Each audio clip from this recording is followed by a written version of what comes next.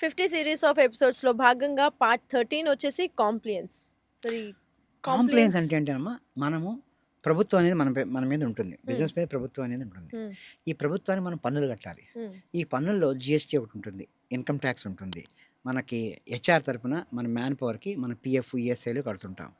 And ఒకవేళ exports ఉంటే మనకి కస్టమ్ డ్యూటీస్ అవన్నీ ఉంటాయి.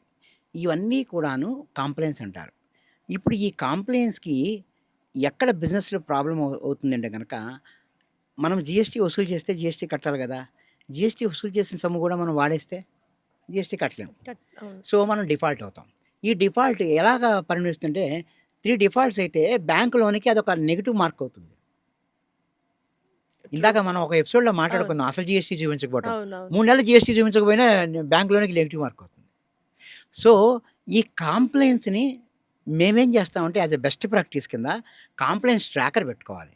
ఇది బలానా రోజున ఈ జీఎస్టీ పే చేయాలి. బలానా రోజున ఈఎస్ఐ పే చేయాలి. బలానా రోజున పీఎఫ్ పే చేయాలి. బలానా రోజున మిషన్ ఇన్సూరెన్స్ పెట్టాలి. ఇన్సూరెన్స్ హుహుహు. కట్టాలి. హ్మ్. మీరు మిషన్‌కి ఇన్సూరెన్స్ కట్టలేదనుకోండి, ఆ రోజునే మిషన్‌కి ఏదైనా ప్రమాదం వచ్చిందనుకోండి, మీకు ఇన్సూరెన్స్ రాదుగా. రాదు.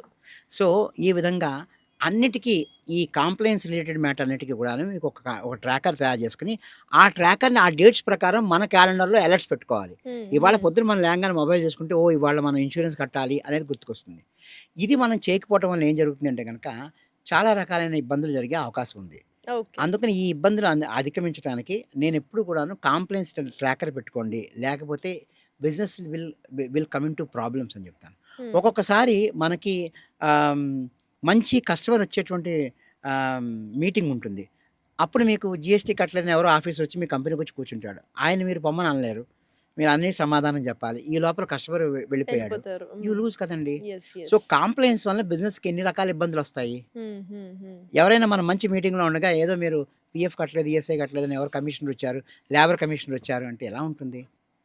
So, be thorough and complaint so that okay. You can do business with peace of mind. Thank you so much sir.